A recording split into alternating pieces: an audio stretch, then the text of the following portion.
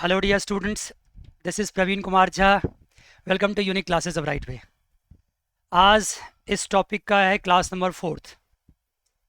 Aggregate demand broadly मैंने इस topic का नाम लिख रखा है as per the need of semester 3, लेकिन इसमें मैंने बहुत सारी बातें पढ़ाई है आपको। और आज मैं बता भी देता हूँ कि आज तक के क्लासेस मैंने कौन कौन से टॉपिक किया है। सबसे पहले आप लिख लीजिए class number what, class number 4th।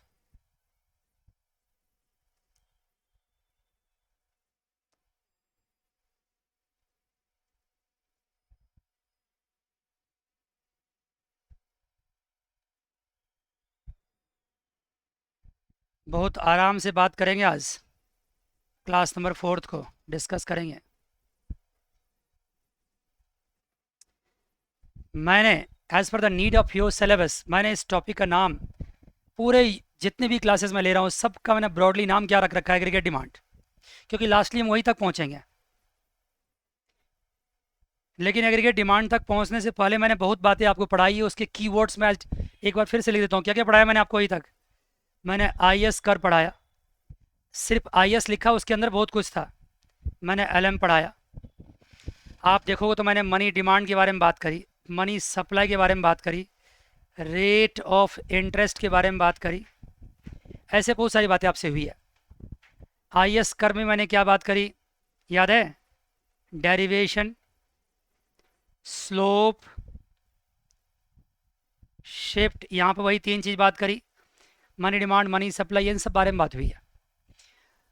मैंने इस टॉपिक को ब्रॉडली एग्रीगेट डिमांड वर्ड क्यों इस्तेमाल किया कि लास्टली हम यहीं पहुंचेंगे, एग्रीगेट डिमांड ही डिराइव करेंगे। और जब इन सब के हेल्प से हम एग्रीगेट डिमांड डिराइव करेंगे तो फिर एग्रीगेट डिमांड का भी क्या करेंगे, उसका भी डेरिवेशन होगा, उसका भी स्लोप होगा, उसमें भी शिफ्ट होगा। राइट सर, ये बातें बीच बीच में मैं रिवाइज करता रहता हूँ सो दैट कि बच्चों को ये अंदाज़ा रहे कि एक्चुअली हैं कहाँ पे, हम क्या कर रहे हैं हम लोग। IS कर्व के बारे में खूब जम के बात हुई है और बहुत सारे क्वेश्चंस भी मैंने छोटे छोटे आपसे पूछे हैं। LM कर्व के बारे में पिछले क्लास में कुछ बात हुई थी और आज कंटिन्यू रहेगा। LM कर्व के बारे में मैंने कहा था आपको कि LM में L स्टैंड फॉर लिक्विडिटी, याद करते जाइए जल्दी जल्दी से, और M stand for what? M stand for money supply. Her class में 2-4 मिनट तो मुझे पीछे जाने पड़ते ही है। लिक्विडिटी डिमांड था KY माइनस HI और मनी सप्लाई था M bar upon P bar. P is assume to be what? Constant. P को मैंने क्या माना था? कांस्टेंट माना था। M को मूव कर सकते हैं, चेंज करेंगे। राइट सर, मैंने मनी डिमांड कब ड्रॉ कर दिया था? मनी डिमांड के बारे में, कर्व के बारे में पिछले क्लास में काफ़ी जम के बात हुई थी, और मनी सप्लाई कर्व के बारे में तो उससे भी पिछले क्लास में बात हुई थी। आइए एक बार देखते हैं मनी डिमांड के बारे में पिछली क्लास में क्या बात हुई थी। यहाँ पे हम अटके थे, मतलब यहीं पे क्लास ख़त्म किए थे और यहीं से क्लास को स्टार्ट करना है। पिछली क्लास में कुछ बच्चों ने कुछ क्वेश्चन पूछे भी थे और वहीं से फिर हम स्टार्ट करेंगे यहाँ से। राइट सर, मैंने मनी डिमांड के बारे में बहुत बातें करी थी आपसे। हाँ, कुछ मैं देख रहा हूँ तो मुझे याद आ रहा है कि मैंने LM कब क्या ड्राइव कर दिया था कि LM कब, मुझे याद नहीं आ रहा, बताइए ज़रा प्लीज़। LM कभी डेरिवेशन हो गई थी? नो सर, नहीं हुई थी। ठीक है। हाँ, जो पिछली क्लास में लास्ट पॉइंट था वो ये था कि बच्चे हमसे पूछते थे सर कि अगर आपका Y बढ़ा है तो आपने कहा था कि मनी डिमांड बढ़ेगा, फिर आपने कहा कि बॉन्ड डिमांड कम हो जाएगा, यही कहा था मैंने ना? और फिर बॉन्ड डिमांड के कम होने से बॉन्ड की प्राइस कम होगी और रेट ऑफ इंटरेस्ट क्या होगा? बढ़ जाएगा। यहीं से बात बढ़ाते हैं हम लोग, आगे चलते हैं। देखिए, बात ये भी थी कि अगर Y बढ़ेगा तो आप में से सभी बच्चा समझता है कि इनकम अगर बढ़ेगा, इनकम बढ़ेगा तो मनी डिमांड तो इंक्रीज करेगा ही करेगा। कोई प्रॉब्लम तो नहीं यहाँ तक? अगर इनकम इंक्रीज करेगा तो मनी डिमांड तो इंक्रीज करेगा ही, इसमें कोई दो मत तो नहीं है। नहीं सर, नो सर। अब आप हमसे पूछ रहे हैं सर ये देखो, अगर मैं एक बार मनी डिमांड और मनी सप्लाई कर्व को साथ साथ ले आऊँ, ये मनी सप्लाई कर्व है और ये आपका मनी डिमांड कर्व है, L1 equals to K Y minus H I. अगर इनकम बढ़ा है, इनकम बढ़ने से मनी डिमांड कर्व क्या करता है, शिफ्ट करता है, L2 हो जाता है K Y to minus H I. मानते हैं इस बात को? यहाँ इनकम बढ़ा है, इनकम बढ़ने से मनी डिमांड बढ़ गई है। अब बताओ, पहले आपका इक्विलिब्रियम रेट ऑफ इंटरेस्ट यहाँ था, देख रहे हो बच्चे, ये मनी डिमांड है और ये मनी सप्लाई है, ये इक्विलिब्रियम पॉइंट था, राइट सर, बिल्कुल क्लियर है। यहाँ पे मनी डिमांड लिखा था मैंने, आपका इक्विलिब्रियम पॉइंट था। लेकिन अगर इनकम बढ़ गई तो मनी डिमांड कब शिफ्ट किया, और ये लाइन क्या हो गया, ये लाइन क्या शो कर रहा है यहाँ से यहाँ तक, बताओ जल्दी से, क्या शो कर रहा है, क्या शो कर रहा है ये? आपको बोलना पड़ेगा, मैं कुछ बोलूँगा ही नहीं। क्या शो कर रहा है ये शो कर रहा है एक्स, यस। कौन, किसने बोला? प्रेरणा बोला, बहुत अच्छा बोला। एक्सेस डिमांड ऑफ मनी, ये शो कर रहा है एक्सेस डिमांड ऑफ मनी। क्या शो कर रहा है बच्चा? Access demand of money. लेकिन क्या आपके पास मनी की सप्लाई उतनी है? पिछले क्लास में जो सवाल आपने पूछा था उसका आंसर दे रहा हूं आपको भी। क्या आपके पास उतनी सप्लाई ऑफ मनी है? नहीं है, तो शॉर्टेज है। तो शॉर्टेज है तो क्या होगा, अगर एक्सेस डिमांड ऑफ मनी है और मनी सप्लाई उतनी नहीं है, मुझे जवाब दीजिए आप लोग। अगर आप चाहते हैं कि मनी डिमांड ज़्यादा हो लेकिन सप्लाई कंस्ट्रेंट है, सप्लाई फिक्स है, तो फिर अगर मार्केट में मनी की सप्लाई कंस्ट्रेंट है, सप्लाई फिक्स है, सप्लाई ज़्यादा नहीं है, तो मनी डिमांड आप ज़्यादा कैसे कर सकोगे? बताओ, मनी डिमांड ज़्यादा कैसे कर सकोगे? बोलना पड़ेगा आपको, मैं पढ़ूंगा नहीं आगे। आपको मनी डिमांड तो चाहिए, इंटरेस्ट रेट डिक्रीज जो होगा वो तो रिजल्टेंट होगा, बाद में होगा। मुझे आप बताओ ना कि आपको मनी डिमांड है, आप मनी ज़्यादा चाहते हो लेकिन सप्लाई है नहीं मनी की, तो आपके पास क्या रास्ता है अपनी मनी डिमांड की डिज़ायर को पूरा करने का? क्या रास्ता है बोलो? बॉन्ड में से निकालें। किसने बोला?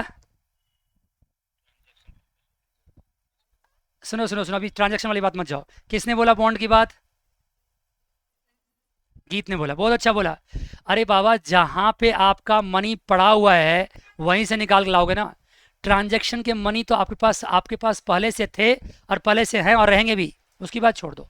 पता नहीं वो क्यों छेड़ा आपने।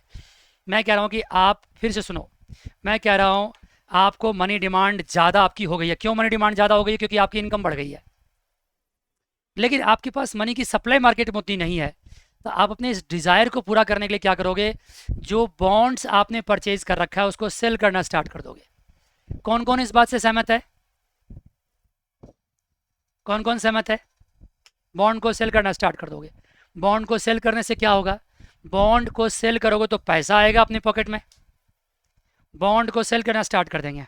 यहाँ मैं लिख देता हूँ, देखो, सिंस लिखो, मेरे साथ साथ लिखो, फिर समझ में आएगा। लिखो, थोड़ा सा लिखा तो एक सेंटेंस, अभी तक मैंने ज़्यादा थ्योरी लिखवाया भी नहीं कुछ। लिखो, सिंस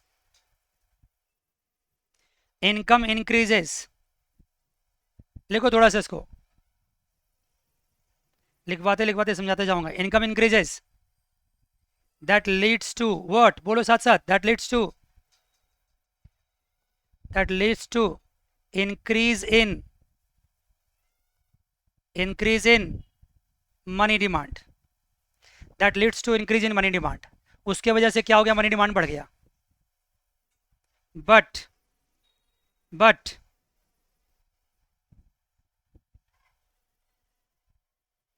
देखो बच्चा लोग, जो पहली बार क्लास में आया है वो भी कोशिश किए समझने का, नहीं समझ में आता 3 क्लासेस बैकअप लेके आइए फिर यहाँ पे।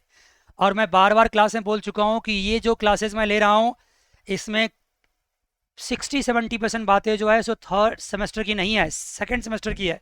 कुछ थर्ड की भी होगी और है, लेकिन सेकंड सेमेस्टर की इससे संबंधित, इससे रिलेटेड 30 लेक्चर्स है जो आपके थर्ड सेमेस्टर के पैकेज में इंक्लूडेड होगा।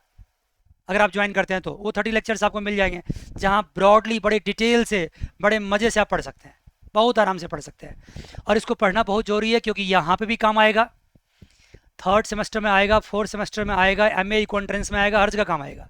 अगर आपने ISLM मॉडल नहीं पढ़ा, फिजिकल पॉलिसी, मॉनेटरी पॉलिसी नहीं पढ़ा, तो मेरा पेट डायलॉग है कि आपका मैक्रो इकोनॉमिक्स क्या है, पैरालाइज्ड है, सीधी सी बात। आइए जी, मैंने क्या कहा, since income increases that leads to increase in money demand. अब मनी डिमांड होगा, अगला पॉइंट क्या लिखेंगे, money supply is what, money supply is constant. Money supply क्या बच्चा, बोलो जल्दी से, मनी सप्लाई कांस्टेंट है, money supply is constant, money supply is constant, so there will be shortage of money, that is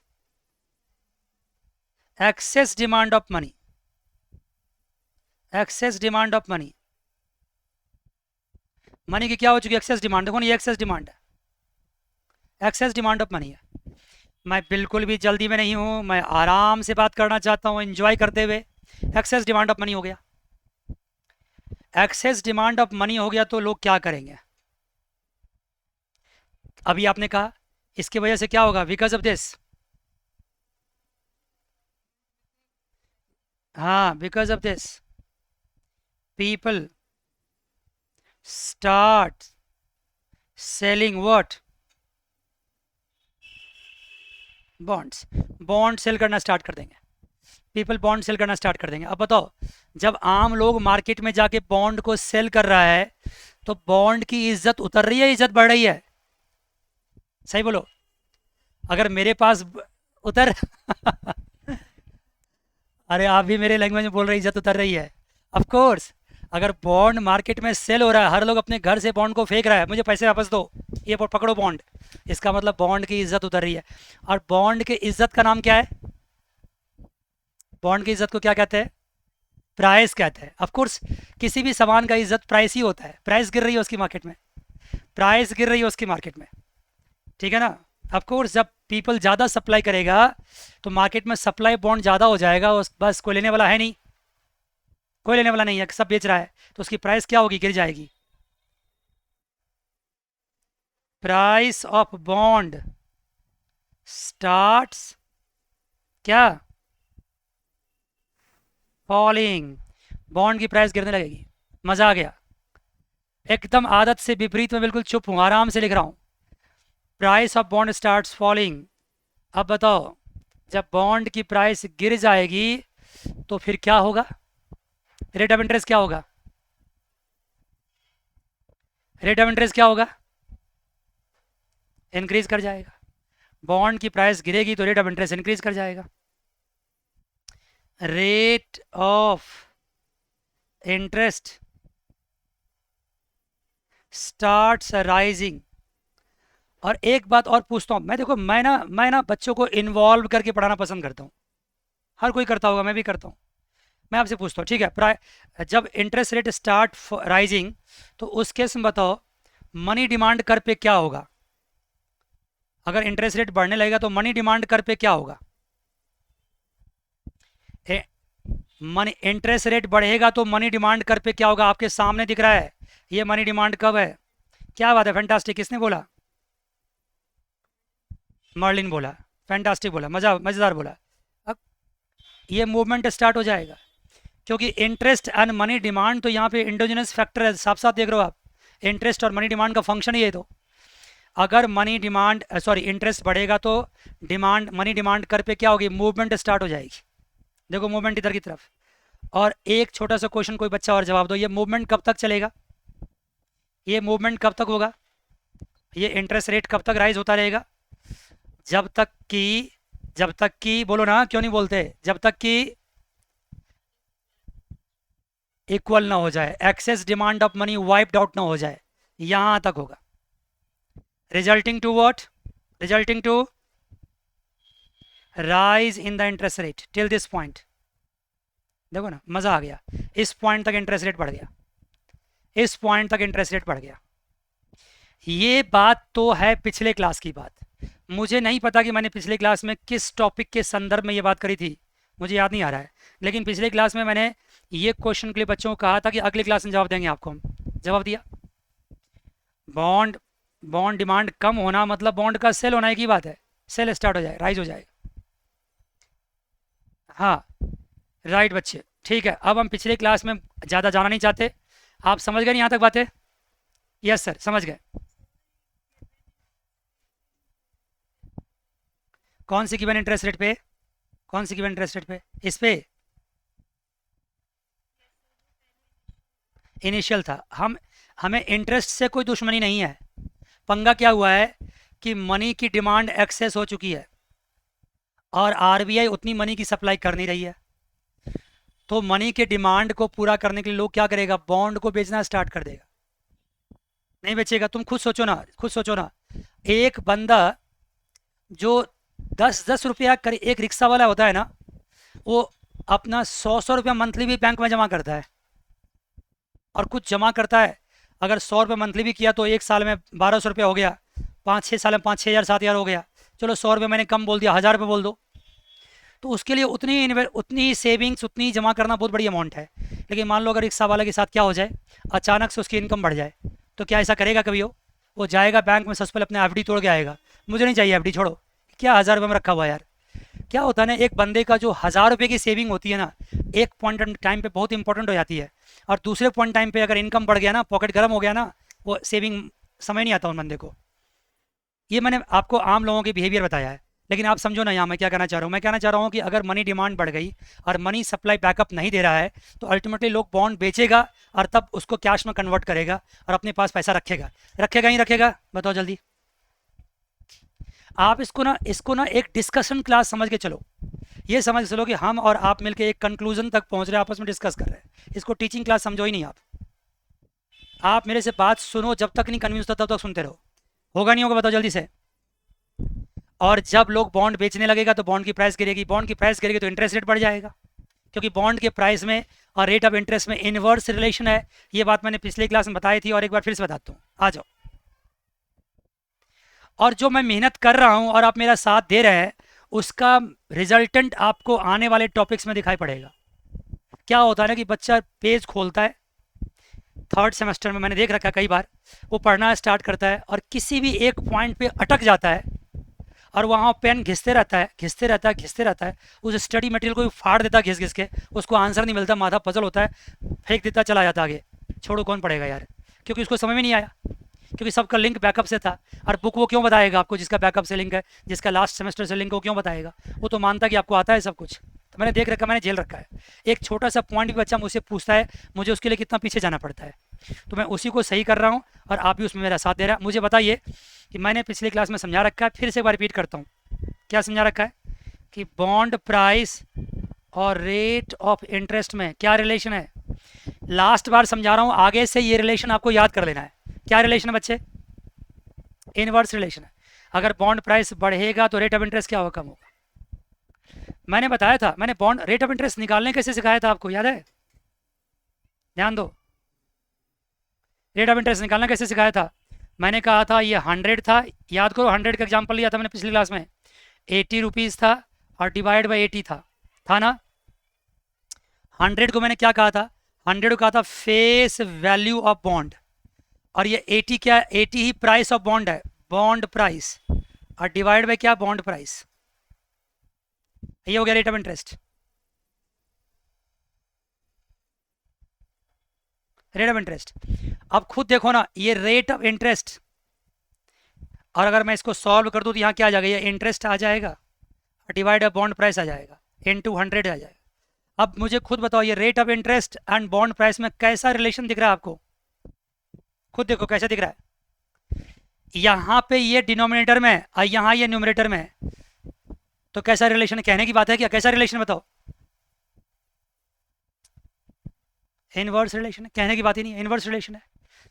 कई बार क्या होता है, बच्चों को ये बातें दिमाग में क्लिक नहीं करता। मैं एक बहुत ही मतलब क्या बताऊँ, हंसी मजाक वाला एक आपको एग्जांपल देता हूँ, आ जाओ।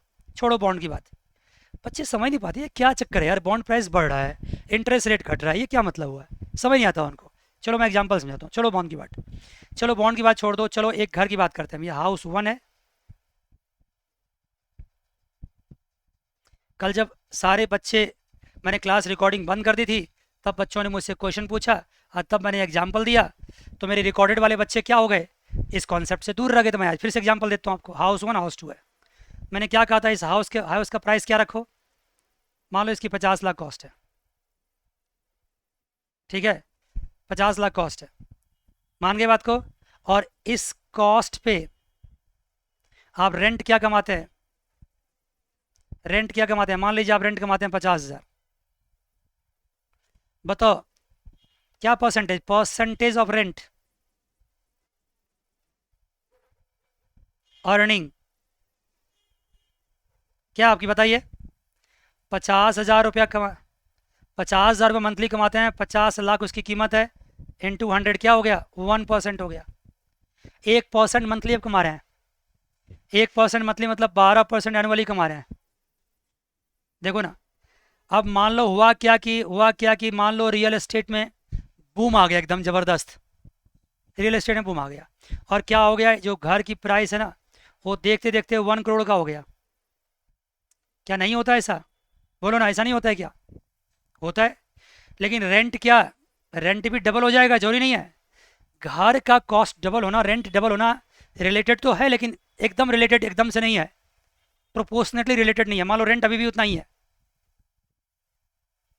बताओ आप अब आपकी परसेंटेज अर्निंग कितनी होगी, परसेंटेज अर्निंग कितनी होगी, 0.5%, साल भर में कितना हो जाएगा, 6%। आपने क्या देखा, जो घर 50 लाख रुपए का था उस पर आपने 50,000 रेंट कमाया, और अब वो घर 1 करोड़ का हो गया है, उस पर भी आप 50,000 ही रेंट कमा रहे हैं। पहले आप ज़्यादा कमा रहे थे कि आप ज़्यादा कमा रहे हैं, बताओ।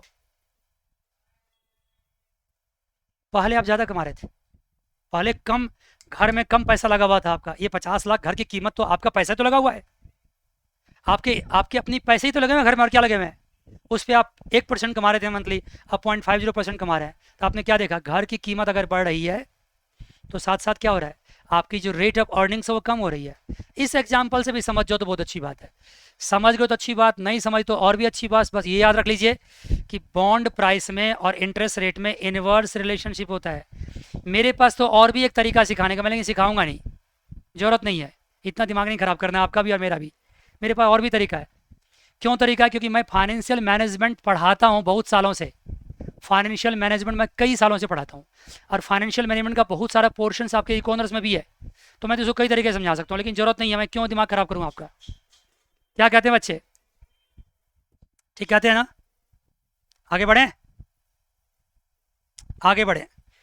आपको लगा कि मैंने आज कुछ पढ़ाया है, कुछ नहीं पढ़ाया आज, सिर्फ पिछले क्लास के एक क्वेश्चन का आंसर आपको आज दिया, और ये तो पिछले क्लास समझा दिया था, उसी को मैंने एक एग्जांपल देकर समझा दिया, कुछ नहीं पढ़ाया।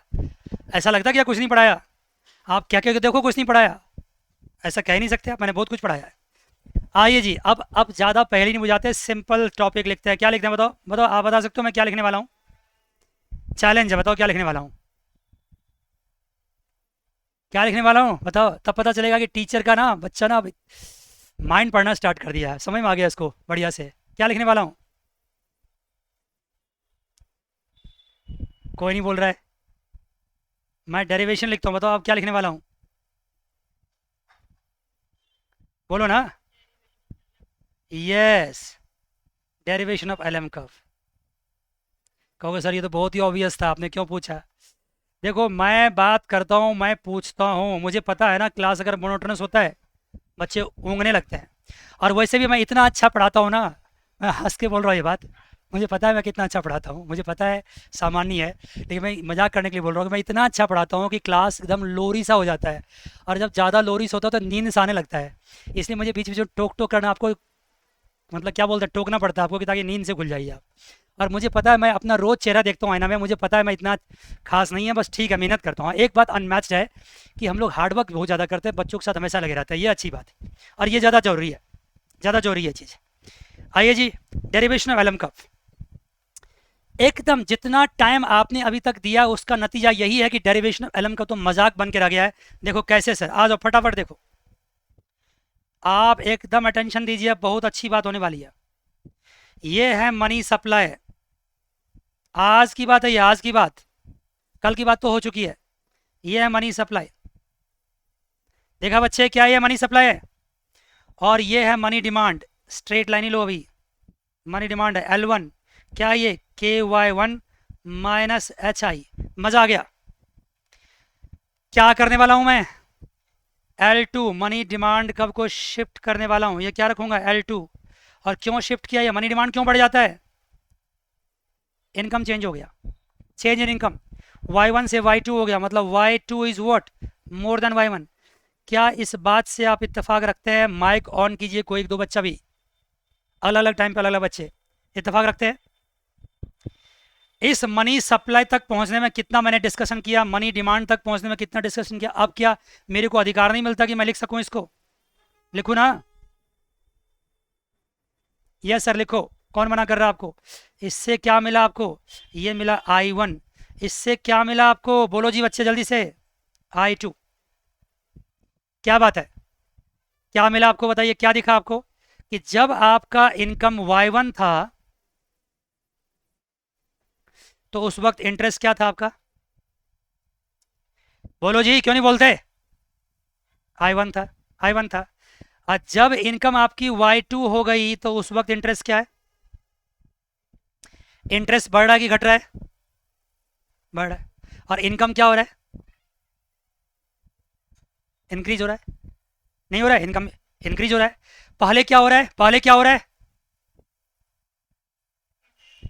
शट अप, पहले क्या हो रहा है, पहले इनकम बढ़ रहा है।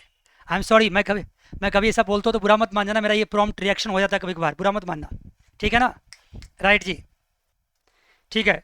आपने क्या देखा कि आपकी इनकम बढ़ रही है और साथ साथ इंटरेस्ट बढ़ रही है।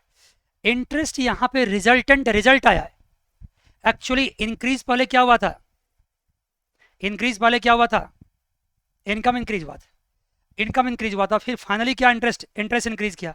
मैं देख सकता हूँ यहाँ पे पहले क्या इंक्रीज हुआ, बताओ क्या इंक्रीज हुआ भाई, और लास्टली इंटरेस्ट इंक्रीज हुआ। बता सकते हो बीच में क्या हुआ होगा,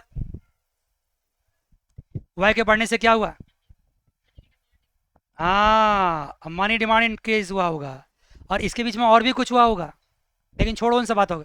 हाँ बॉन्ड सेल हुआ होगा, बॉन्ड सेल से बॉन्ड प्राइस गिरी होगी, फिर इंटरेस्ट बढ़ा होगा। अगर उतना दूर तक नहीं भी जाना चाहते हो तो बस इतना भी समझ लो कि अगर मनी डिमांड ज़्यादा हो जाए और मनी सप्लाई उतनी नहीं है तो रेट ऑफ इंटरेस्ट ऑटोमेटिकली बढ़ जाएगा।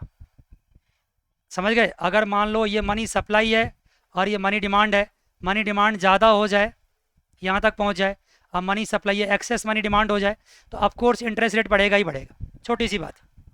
और बॉन्ड के साथ रिलेट कर दो तो बहुत अच्छी बात है, फिर तो आप विद्वान माने जाएंगे, बहुत अच्छी बात मानी जाएगी। और मैं बीच बीच में आपसे पूछता भी रहूँगा, चिंता मत करना। गुड इवनिंग बच्चे, गुड इवनिंग। क्लास में है कि नहीं, पहले गुड इवनिंग करने से पहले ये तो पता चलो क्लास में होगी नहीं। यस यस है, राइट जी, यस सर, देख लिया बच्चा। तो आपने देखा, मैं आपको कह रहा हूँ ना कि कुछ देर बाद ना गर्म होगा क्लास, बिल्कुल अभी आप चबा चबा के आराम आराम से पढ़ो। अभी कुछ देर पहले मैंने एक कॉन्सेप्ट दिया था, देखो उसका इस्तेमाल देखो तुरंत हो गया यहाँ पे।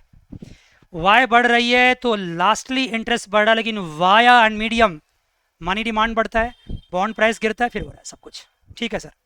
अब आगे बढ़ते हैं, लेकिन लेकिन मुझे बताइए क्या इनकम में और इंटरेस्ट में कोई डायरेक्ट रिलेशनशिप यहाँ दिख रहा है, नहीं दिख रहा है, क्योंकि मैंने दिखाया ही नहीं है। ये तो रिलेशनशिप इंटरेस्ट का और मनी डिमांड का है। अगर मैं इनकम और इंटरेस्ट में डायरेक्टली एक रिलेशनशिप इस्टेब्लिश करके ग्राफ प्रेजेंट करना चाहूँ तो क्या पॉसिबल है, क्यों नहीं सर, ऑफ कोर्स पॉसिबल है। ये लो Y1 हो गया, ये लो Y2 हो गया, कर दो। और जब Y1 हुआ तो उस वक्त इंटरेस्ट क्या है, I1 है, और Y2 है तो इंटरेस्ट क्या है, I2 है। मज़ा आ गया, इंटरेस्ट बढ़ रहा है और इनकम भी बढ़ रहा है। ये दो पॉइंट हमें मिल गए डायरेक्टली। अब इसको हम ज्वाइन कर दें, कर दे ज्वाइन, बताओ। अब बताओ प्यार से इसका तुम क्या नाम रखना चाहोगे, बताओ क्या नाम रखना चाहोगे। इसका ही नाम प्यार से रखा जाता है LM कर्व। और जब ये कर्व बना था ना तो LM कर्व से पहले इसका नाम सिर्फ L कर्व था, L कर्व, लेकिन बाद में और लोग आते गए और नाम चेंज करते गए, अभी LM कर्व हो गया।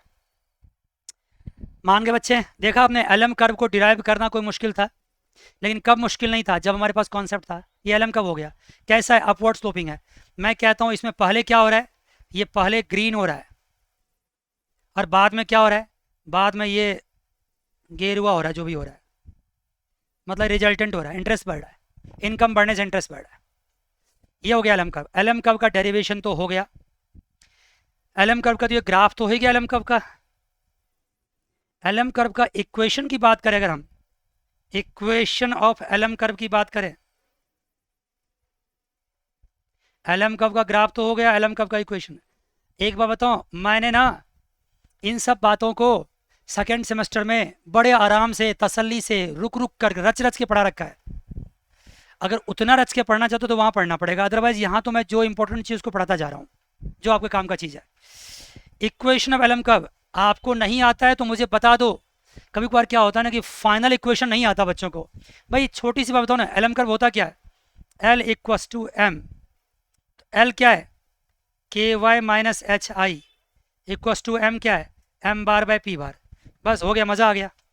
यही है एलएम कर्व का इक्वेशन। जहाँ पे money demand equals to money supply हो जाए, वही एलएम कर्व। और क्या एलएम कर्व? लिखो इसको भाई, ये एलएम कर्व का ग्राफ है और ये एलएम कर्व का इक्वेशन, दोनों लिखो फटाफट। लिख लिया बच्चे आप लोगों ने? लिखा जी? लिख लिया होगा, मुझे उम्मीद है लिख लिया होगा आपने। यस। अब आइए जी, बात करते हैं। इक्वेशन भी हो गया, ग्राफ भी हो गया। अब मैं यहाँ लिखने क्या जा रहा हूँ, मुझे किसी से पूछना, बताओ मैं क्या लिखने जा रहा हूँ? जब मैंने ग्राफ बता दिया, मैंने इक्वेशन बता दी, मैं क्या लिखने जा रहा हूँ? बोलो। स्लोप। स्लोप, पहले स्लोप करता हूँ, स्लोप करता हूँ। Slope of LM curve. और ये सब बातें मैं क्यों पूछता हूँ? इसलिए पूछता हूँ कि आप याद रखना कि जब भी इस पूरे यूनिट में या बहुत जगह मैक्रो इकोनॉमिक्स में जब भी मैं बात करूँगा तो करूँगा derivation, graphical presentation, slope, shift, यही बातें होती है हर जगह। तो स्लोप की बात आती है तो स्लोप से पहले इक्वेशन लिखना पड़ेगा। इक्वेशन क्या है? K Y minus H I equals to M bar by P bar. मज़ा आ गया? मज़ा आ गया? जल्दी बताओ।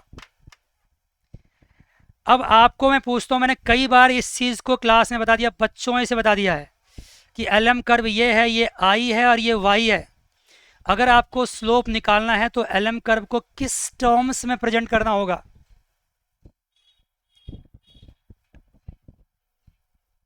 हाँ, मैं change in Y upon change in X. बिल्कुल सही बात। तो यहाँ बताओ ना, यहाँ किस टर्म्स में? ये इक्वेशन है, इस इक्वेशन को किस टर्म्स में लिखना होगा?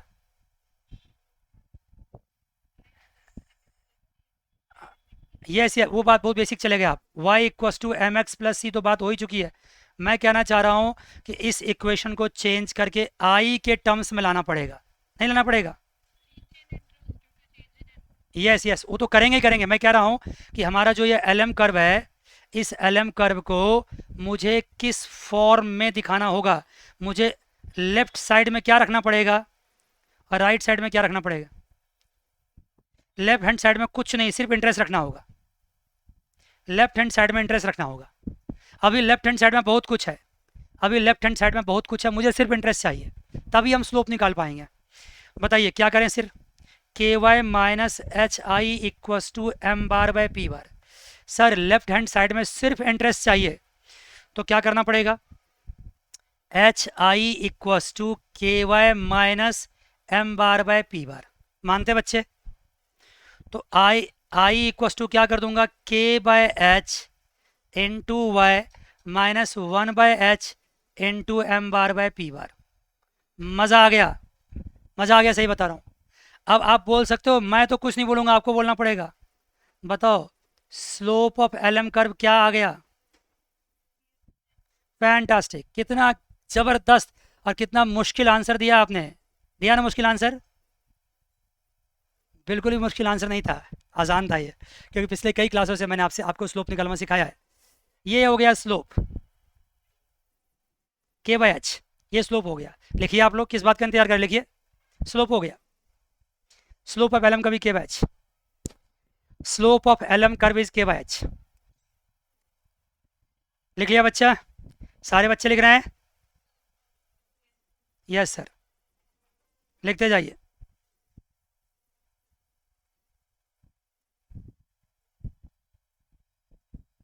हम्म slope of L M curve is K by H.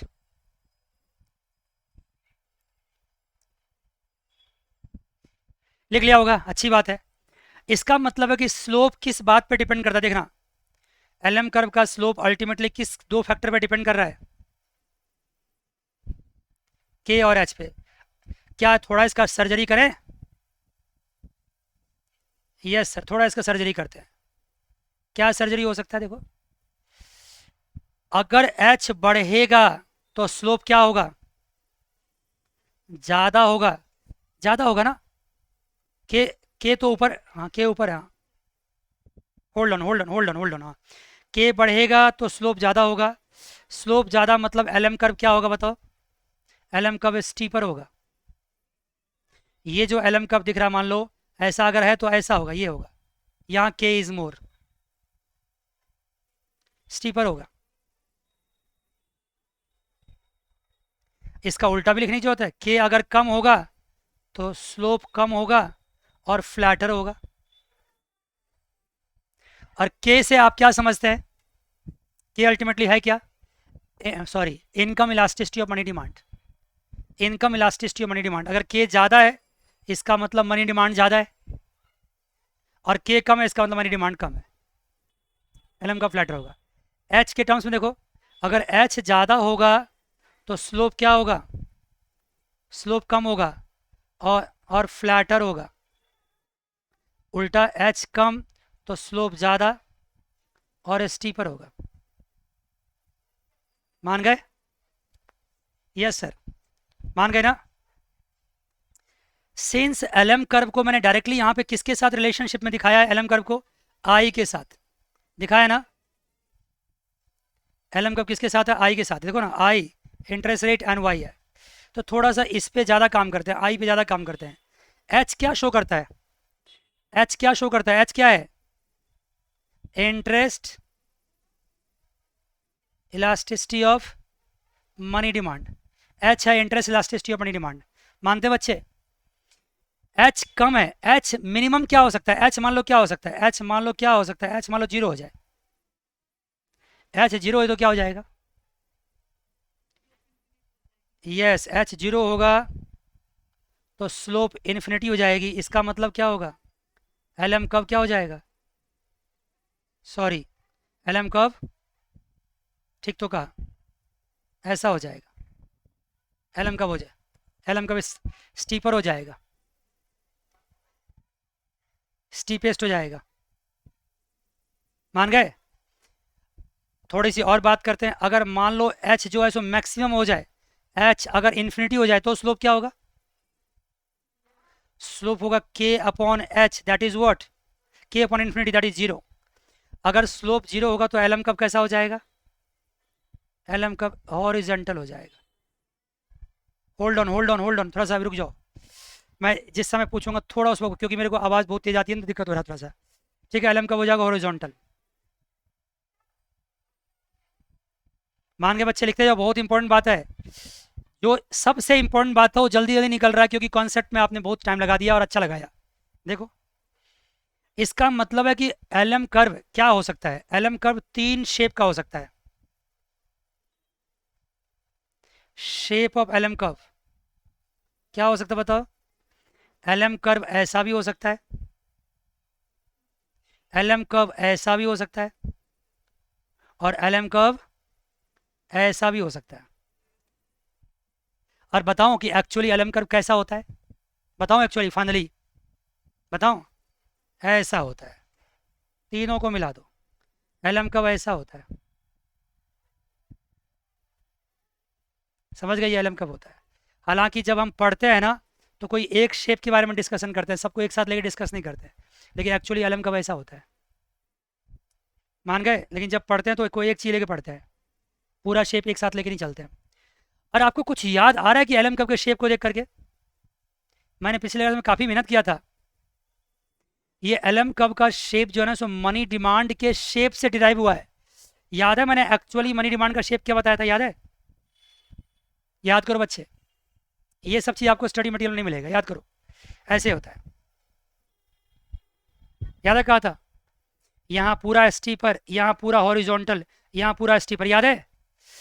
तो ये जो मनी डिमांड का शेप है ना, उसी शेप से ये निकला है, मान गए बात को, उसी से डिराइव हुआ है।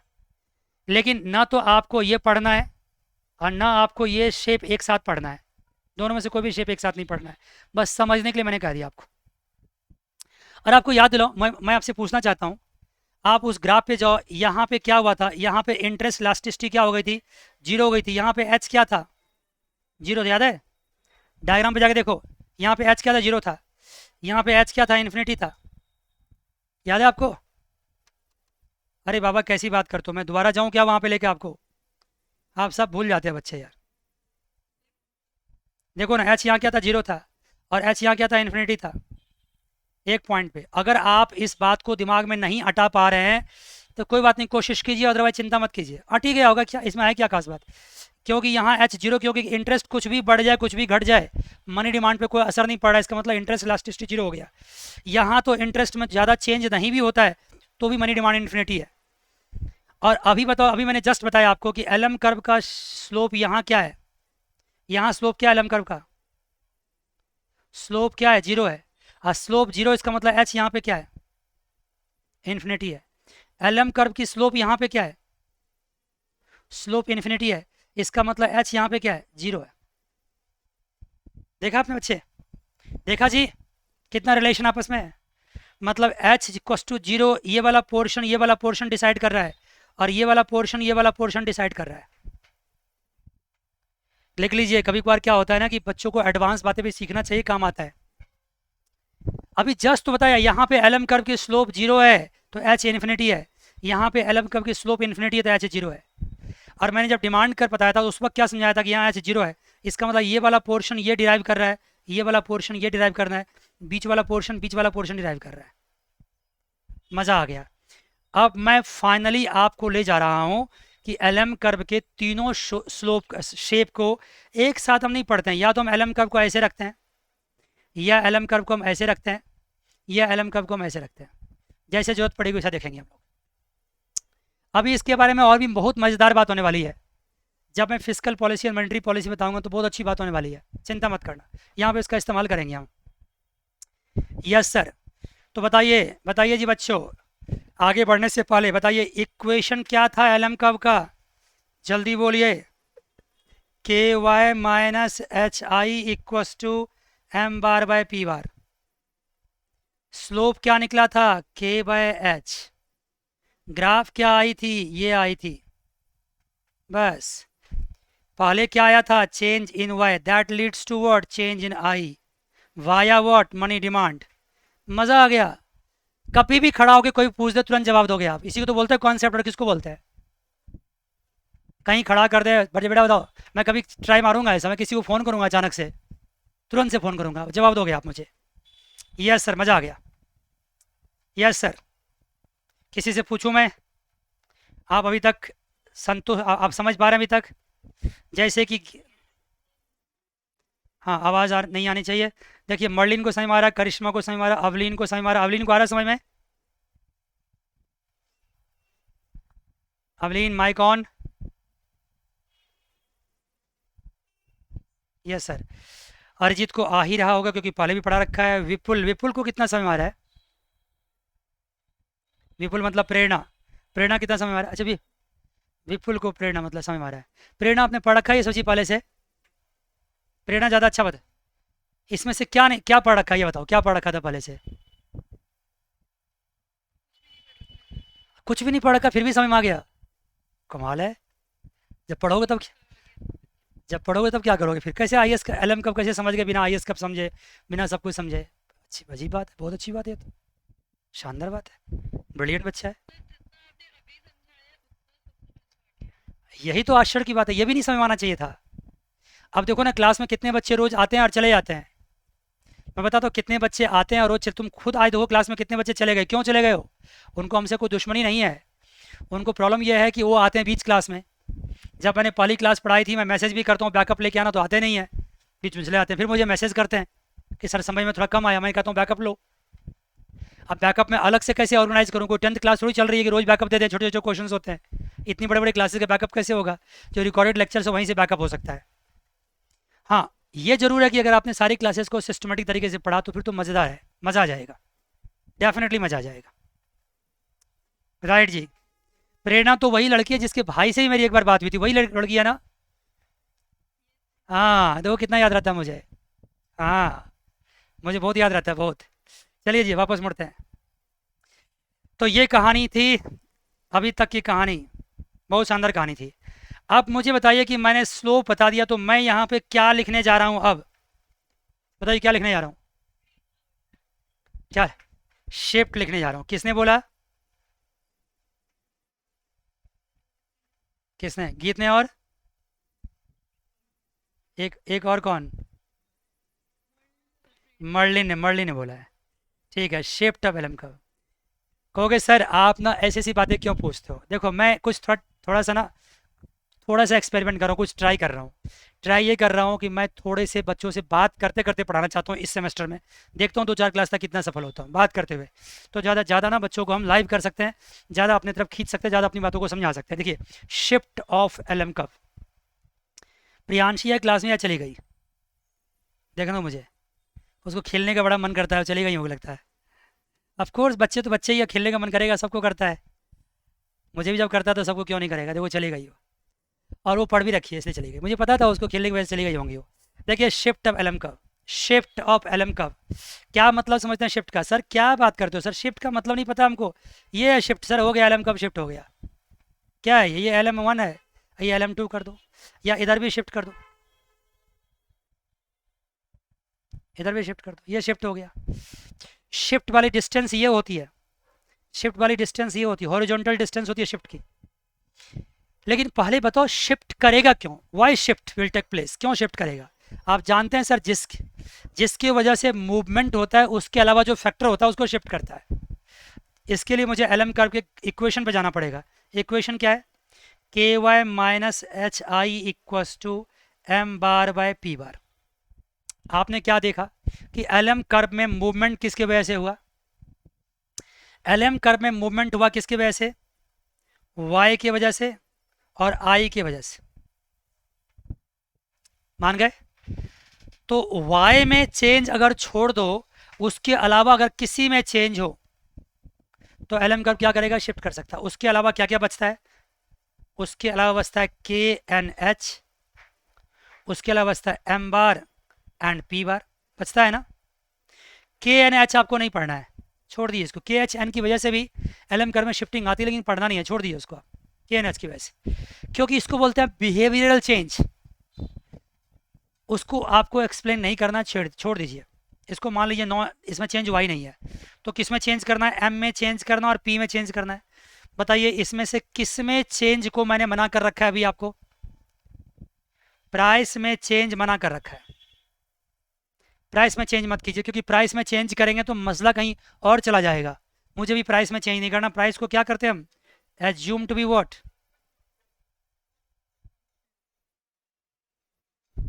कहोगे सर ये बात तो नाइंसाफ़ी है सर, हमेशा प्राइस को ऐसा मान देते हो। ऐसा तो नहीं है कि प्राइस को एज्यूम टू बी कांस्टेंट मान के आप पतली गली से निकलने की कोशिश कर रहे हो, बिल्कुल भी नहीं। मेरा आदत नहीं पतली गली से निकलने का। प्राइस को जब हम वेरिएबल करेंगे ना तो बवंडर होने वाला है। प्राइस को चेंज करेंगे तो मेरे क्लास की दिशा एंड दशा दोनों बदल जाएगी, सारे डायरेक्शन ही चेंज हो जाएगा, सब कुछ चेंज। और हम उसके बाद देखना क्या होगा, एकदम से जंप कर जाएंगे कहाँ पे? थर्ड सेमेस्टर में जंप कर जाएंगे, क्योंकि थर्ड सेमेस्टर में प्राइस में ही चेंज होता है। और सेकेंड सेमेस्टर में प्राइस क्या था? कांस्टेंट था। वैसे भी क्यों? क्योंकि शॉर्ट रन में आपको याद हो, देखो कहाँ से कहाँ बात पहुँचती है। शॉर्ट रन में आपको याद हो तो शॉर्ट रन में सप्लाई कर्व को क्या रखा गया था? हॉरिजॉन्टल रखा गया था। और प्राइस को क्या रखी गई थी? फिक्स रखी गई थी। मानते नहीं मानते हैं? अभी वही हम सब कुछ पढ़ रहे हैं। Yes, short run aggregate supply curve ऐसा था, short run aggregate supply curve ऐसा था, प्राइस वहाँ पे कांस्टेंट था। सबका सबसे लिंक है। और अभी हम पूरे शॉर्ट रन में जी रहे हैं, शॉर्ट रन में पढ़ रहे हैं। तो अल्टीमेटली क्या बच जाता है आपको चेंज करने के लिए? बताओ क्या बच जाता है? Change in M. बताओ जी, अगर हम एम में चेंज करेंगे तो एल एम कर्व में शिफ्ट होगा, एकदम सच्चाई है, शिफ्ट होगा। अगर हम एम को बढ़ाएंगे तो किधर शिफ्ट होगा? Right word. एम को घटाएंगे तो लेफ्ट वर्ड। लेकिन मैं कुछ और पूछना चाहता हूँ, ये बताओ एम में चेंज कौन कर सकता है? एम में चेंज आरबीआई, सेंट्रल बैंक। तो इसलिए एम के चेंज को हम क्या बोलते हैं? इसको बोलते हैं फिस्कल पॉलिसी। क्या बोलते हैं? Fiscal policy, sorry, oh my God, blunder. क्या बोलते हैं इसको?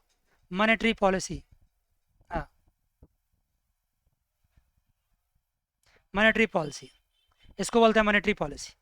तो बताइए, मॉनेटरी पॉलिसी की वजह से आपका एम में क्या हुआ? चेंज हुआ। हुआ कि नहीं हुआ? बताइए जल्दी से। मॉनेटरी पॉलिसी वजह से आपका एम में चेंज हुआ, मॉनेटरी पॉलिसी वजह से आपका एम में चेंज हुआ। इसका मतलब अगर आरबीआई चाहे, सेंट्रल बैंक चाहे, तो मनी की सप्लाई को बढ़ा के घटा के एलएम कर्व में शिफ्टिंग कर सकता है।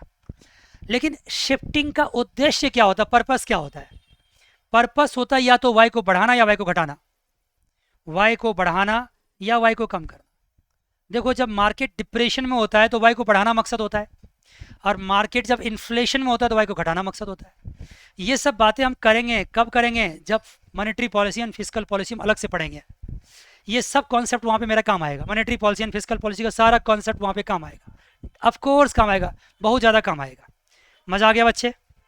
तो अब मुझे बताइए, अब बताइए कि अगर अगर एलएम कर्व में शिफ्टिंग होगी तो कैसे होगी? देखिए, ध्यान दीजिए, मैं बताता हूँ, देखो ग्राफ के थ्रू। देखिए, ये आपका मनी सप्लाई है, M bar by M1 by P bar, और ये आपका मनी डिमांड है, L equals to KY minus HI। अब मैं मनी सप्लाई को यहाँ बढ़ा देता हूँ, यहाँ कर देता हूँ, यहाँ क्या लिखता हूँ मैं? M2 बाय पी बार। मनी सप्लाई बढ़ गई। ये एक इक्विलिब्रियम पॉइंट है, इंटरेस्ट रेट है। इस इंटरेस्ट रेट पे, यहाँ पे इस इंटरेस्ट रेट पे क्या होगा? अभी हम एलएम कर्व को डिराइव नहीं कर रहे हैं, इस एक इंटरेस्ट रेट पे एक एलएम कर्व होगा, ये LM1 होगा। नहीं होगा? बताओ बेटा जान, मैं अभी एलएम कर्व को डिराइव नहीं कर रहा हूँ, मुझे पता है कि एक इंटरेस्ट पे एक एलएम कर्व होगा। देखो ना, यहाँ पे भी जब डिराइव किया तो था, जो भी इंटरेस्ट रहता उस पर एलएम कर्व था। कितना एलएम ड्रॉ कर दिया मैंने मेरे पास। अगर ये इंटरेस्ट रेट है तो इस इंटरेस्ट रेट से भी एलएम कर्व ड्रॉ कर रहा है, सॉरी क्रॉस कर रहा है। तो एक इंटरेस्ट रेट से एक एलएम कर्व क्रॉस कर रहा होगा। Yes sir. अब अगर मैंने क्या किया, मनी सप्लाई को बढ़ा दी, तो मनी सप्लाई के बढ़ने से क्या हुआ कि नया इंटरेस्ट रेट, नया इक्विलिब्रियम पॉइंट आ गया, ये I2 आ गया, ये I1 था। आप जानना चाहेंगे I2 क्यों आ गया? ऑफकोर्स बहुत ही आसान बात है, इस इंटरेस्ट रेट पे क्या हो गया? ये एक्सेस सप्लाई ऑफ मनी हो गया। एक्सेस सप्लाई मनी नहीं हो गया? बताओ। अरे बोलो ना बाबा, क्यों नहीं बोलते हो? ये ग्रीन पट्टी क्या है? एक्सेस सप्लाई ऑफ मनी है। मनी की सप्लाई ज़्यादा होगी, उतनी डिमांड नहीं है, तो एक्सेस सप्लाई ऑफ मनी होगा तो पोर्टफोलियो डिसइक्विलिब्रियम होगा। देखो ना, ये सारा कॉन्सेप्ट हर जगह यूज हो रहा है। मेरे ख्याल से मुझे किसी बच्चों ने पूछा था पोर्टफोलियो डिसइक्विलिब्रियम, मुझे याद है, उन्हें अवलीन ने पूछा था ना? यस सर, पोर्टफोलियो डिसइक्विलिब्रियम होगा। उसका नतीजा क्या होगा? अगर मनी सप्लाई ज़्यादा होगी, लोगों के पास मनी ज़्यादा हो, लोग क्या करेगा? मनी को फेंकेगा मार्केट में, चलो बॉन्ड परचेज करते हैं। नहीं करेगा? बताओ जरा। बॉन्ड की डिमांड बढ़ जाएगी, बॉन्ड की प्राइस बढ़ जाएगी, इंटरेस्ट रेट घट जाएगा, और ये तब तक घटता रहेगा जब तक यहाँ ना पहुँच जाए, यहाँ ना पहुँच जाए। और इंटरेस्ट के कम होने से डिमांड कर पे क्या होती है? मनी डिमांड कर पे क्या होती है? मूवमेंट होती है, मूवमेंट हो रही है। कितना लिंक है, कभी सोचना अकेले बैठ के, कभी सोचना इसको अकेले बैठ के क्या हुआ है ये। और अल्टीमेटली ये इक्विलिब्रियम पॉइंट मुझे अचीव हो गया, मज़ा आ गया। अब जब ये इक्विलिब्रियम पॉइंट मुझे मिला तो इस पॉइंट से क्या होगा? इस पॉइंट से क्या होगा? ये I2 से, ये I1 था, I2 से क्या होगा? अब एक दूसरा एलएम कब क्रॉस करेगा? एलएम कब में शिफ्टिंग होगी ना, एक दूसरा एलएम कब होगा? ये LM2 होगा, दूसरा एलएम कब, और पैरेलली होगा। दूसरा एलएम कब होगा और पैरेलल होगा। मान गए बच्चे? यहाँ तक क्लियर है? बोलो जी। आप ये मत समझना, पहले वाले पॉइंट्स इसको कोरिलेट करने की कोशिश मत करना। पिछले वाले केस में तो I1 I2 से एक ही एलएम कर्व क्रॉस कर रहा था, क्योंकि वहां पे मैंने क्या किया था? वहां पे मैंने एलएम कर्व को डिराइव किया था इनकम में चेंज करके। यहाँ पे इनकम में चेंज हुआ ही नहीं है, इनकम तो वही का वही है। मान गए? ये कहानी है। अरे आप इस बात से कंफ्यूज कर रहे हैं, इससे कंफ्यूज मत करना। देखो यहाँ पे यहाँ जो एल एम कब मैंने ड्राइव किया था, बच्चे यार देखो ना ध्यान से एक बार, कहाँ गया यार, कहाँ गया, यहाँ जो मैंने एल एम कब ड्राइव किया देखो यहाँ पे, इसमें मैंने एल कर्व को शिफ्ट किया था, इनकम को चेंज किया था। इस वाले ग्राफ में एल शिफ्ट नहीं हुआ है, वाई चेंज नहीं हुआ, वाई वाई का वही है, वाई में चेंज नहीं हुआ अभी। Yes sir. तो इस इंटरेस्ट पे क्या हुआ है, एक एलएम कर्व इस इंटरेस्ट पे दूसरे एलएम का एलएम कर्व में शिफ्ट हुआ है। इसको क्या बोलेंगे हम, इसको बोलेंगे शिफ्ट। हॉरिजॉन्टल लाइन को क्या बोलेंगे हम, शिफ्ट बोलेंगे। इस हॉरिजॉन्टल लाइन को क्या बोलेंगे हम, शिफ्ट बोलेंगे। अब मैं बोलूँगा कि इसका क्या मेजरमेंट क्या होगा, कितना शिफ्ट है, शिफ्ट कितना हुआ, how much shift, how much shift, ये शिफ्ट का मेजरमेंट कितना शिफ्ट हुआ। देखो आप देखो, अगर इसकी बात करें, ये शिफ्ट की बात, तो कितना शिफ्ट हुआ। देखो ये शिफ्ट किस पे डिपेंड करता है, ये जानने वाली बात है, शिफ्ट कितना हुआ होगा। मैं बताता हूँ, रुक वेट करना, मैं बताता हूँ। ये बताओ कि एल एम कर्व का इक्वेशन क्या होता है, K Y minus H I equals to M bar by P bar, होता है ना, होता है ना बच्चे, बोलो।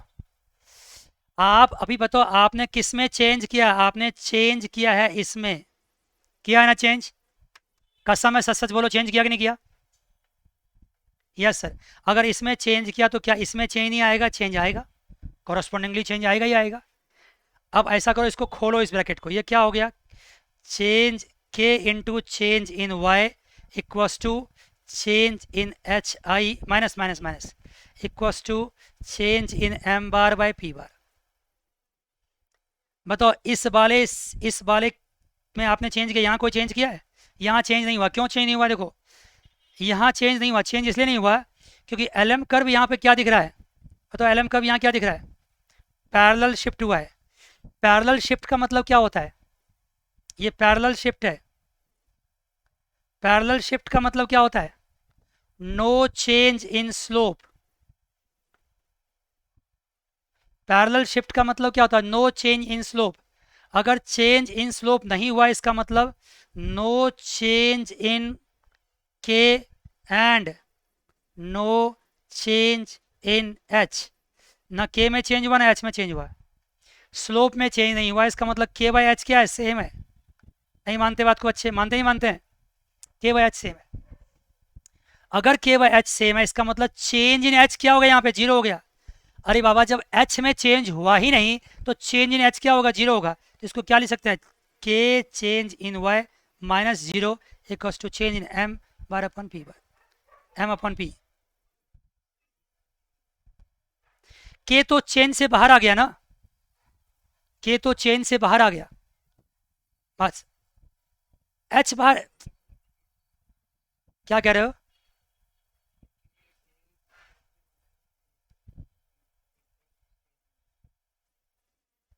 सुनो ना मैं बता रहा हूँ, देखो एक बात सुनो ध्यान से, आप इंटरेस्ट चेंज की बात मत करना, सुनो। मैं जो शिफ्ट की बात करता हूँ, ये शिफ्ट की बात कर रहा हूँ ना, जब मैं इसको शिफ्ट की बात करता हूँ तो मुझे बताइए इस पॉइंट ऑफ टाइम पे इंटरेस्ट में कहाँ चेंज हुआ, ये बताओ। आप जब इंटरेस्ट में चेंज की बात करते हो, पता कहाँ पहुँच जाते हो, यहाँ पहुँच जाते हो। और जब मैं शिफ्ट की बात करता हूँ तो एल एम कर्व में जो सडन शिफ्ट हुआ है उसकी बात कर रहा हूँ। तो एल एम कर्व में जो शिफ्ट हुआ है उस पॉइंट ऑफ टाइम पे क्या इंटरेस्ट में चेंज हुआ है, बताओ। जब मैं पॉइंट ए से पॉइंट बी पे जा रहा हूँ तो क्या इंटरेस्ट में कोई चेंज हुआ है। तो जब मैं शिफ्ट का मैग्नीट्यूड निकालता हूँ ना, तो उस पॉइंट ऑफ टाइम में इंटरेस्ट में कोई चेंज नहीं हुआ है और स्लोप में भी चेंज नहीं हुआ है। तो मिला मिला के ये पूरा पूरा क्या है, जीरो ही है, पूरा पूरा जीरो ही है। मान गए बात को, राइट सर। मान लीजिए मान लीजिए मान लीजिए, क्योंकि ऐसा होता है कि जब भी जो भी मेरा लास्ट टॉपिक होता है ना, मैं क्या करता हूँ उस टॉपिक को अगली क्लास में वहीं से फिर से स्टार्ट करता हूँ। तो जब अगर आपको थोड़ी बहुत भी कसक यहाँ बच जाएगी, दिक्कत बच जाएगी, तो अगली क्लास में फिर से करूँगा क्योंकि टाइम बहुत ज़्यादा हो चुका है। इसलिए यहाँ मान लीजिए बात को, अगली क्लास फिर से ये स्टार्ट करेंगे। और ज़्यादा कुछ बचा नहीं है, आपने खुद देखा सिंस ये पैरेलल है, ओ माय गॉड, इसीलिए स्लोप में चेंज हुआ नहीं तो एच में चेंज नहीं हुआ।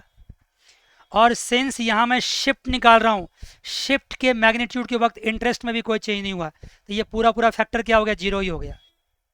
और के को तो मैं बाहर कर दिया ना यहाँ पे, अब क्यों बाहर किया, कहने वाली बात क्या है, अरे भाई कैसी बात करते हो, फंक्शन हमारा क्या है, फंक्शन हमारा जो एल एम कर्व का फंक्शन होता है, वाई का फंक्शन होता है, इंटरेस्ट का फंक्शन होता है। अगर मैं चेंज करूंगा तो ऑफकोर्स चेंज इन वाई होगा, यहाँ पे के बार किया मैंने।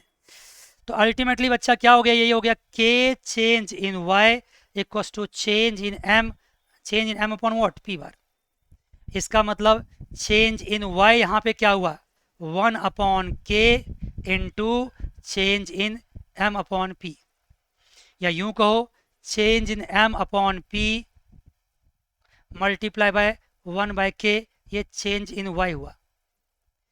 मैंने ये क्यों निकाला, क्योंकि मुझे पता करना है कि एल एम कर्व के शिफ्ट होने से एक्चुअली हमारे इनकम में कितना शिफ्ट हुआ, कितना चेंज हुआ। ये चेंज इन वाई निकाल रहे थे हम। जितना चेंज इन वाई हुआ उतना ही शिफ्ट हुआ। क्या ये चेंज इन वाई परमानेंट है, ये बात अभी मत करो मेरे से। चेंज इन वाई फाइनली कितना होगा ये तो तब पता चलेगा जब आई एस एल एम दोनों साथ साथ आएगा। अभी उसके बारे में बात मत करो, अभी सिर्फ ये देखो कि एल एम कब शिफ्ट किया है, मॉनेटरी पॉलिसी वजह से शिफ्ट किया, उसका मकसद इनकम में चेंज करना था। तो एक्चुअली इनकम में चेंज हुआ कितना, इतना इनकम में चेंज हुआ। अब मैं जाते आते आपसे पूछते चलूँगा फिर मैं बोलूँगा। बताइए एल एम कर्व का इक्वेशन क्या होता है sir, k Y minus H I equals to m by p. बताइए इसमें मैंने क्या किया, मैंने चेंज इन एम किया, तो ऑफ कोर्स इधर भी चेंज आएगा। ब्रैकेट को खोलूँगा तो क्या होगा, k times change in Y minus 0 हो जाएगा equals to change in M upon p. तो अल्टीमेटली चेंज इन वाई क्या बचेगा, 1 upon k into change in M upon p, ये बचेगा। ये रिजल्टेंट इतना शिफ्ट हुआ है, मतलब शिफ्ट इन एल एम इतना हुआ है। पहले अब मैं आगे बढ़ने से पहले, आगे मैं बढ़ूंगा ही नहीं, अब मैं पूछना चाहता हूँ बच्चों से, क्या लास्ट वाला टॉपिक मैंने अभी समझाया आपको शिफ्ट इन एल एम, क्या मुझे दोबारा से रिवाइज करना पड़ेगा इन चीज़ों को? Arijit, no sir. विपुल, विपुल मतलब प्रेरणा, नो सर। इसका मतलब दोबारा करना पड़ेगा, समझ में आ गया? हाँ समझ में आ गया। बच्चों को ना कहने का बोलने का तरीका होता है, नो सर। नेक्स्ट अवलीन,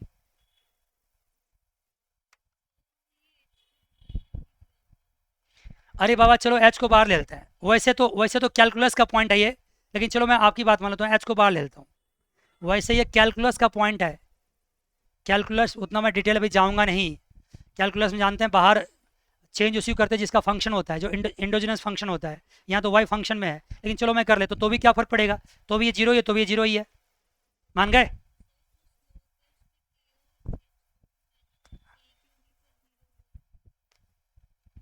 के को जीरो हम तब लिखते हैं ना यहाँ पे, एक्चुअली हम एच को जीरो नहीं लिख रहे हैं। कितना अच्छा सवाल पूछा बच्चा ने, माय गॉड। पूछ लिया तो अच्छी बात है, नहीं पूछता तो भाई कितना बुरा लगता है। वो कई बार होता है क्या, नहीं पूछते, माय गॉड।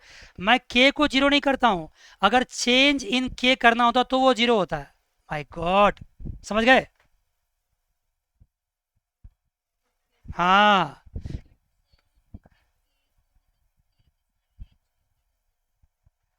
देखो मैं कह रहा हूँ कि आईएसएलएम में अगर आप कैलकुलस में जाओगे ना, आईएसएलएम में वाई का फंक्शन है, आईएसएलएम को वाई और इंटरेस्ट का फंक्शन है। डी, अगर मैं इसका डेरिवेटिव्स करूंगा तो क्या करूंगा, d i by d y करूंगा। अब याद आ गया? पक्का याद करो, d i by d y करूंगा तो चेंज तो वाई में ही करूंगा ना, के में थोड़ी चेंज करूंगा। चेंज को, ओ याद आ गया? पक्का बताओ, मैं मैथमेटिकल टर्म्स में जाना नहीं चाहता था।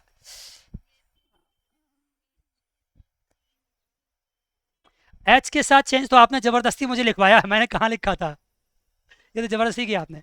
इसमें तो चिंता ही नहीं है, इसमें तो दोनों फैक्टर, चाहे चेंज इन एच आई एक साथ लिखो, चेंज इन एच आई दोनों एक साथ लिखो, एच में चेंज और आई में चेंज, दोनों चेंज जीरो ही है, तो ये तो जीरो आना ही आना है। बात समझ गए?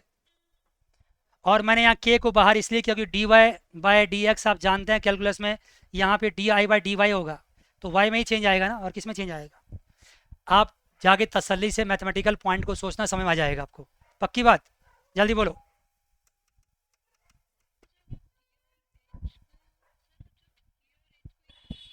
हम्म,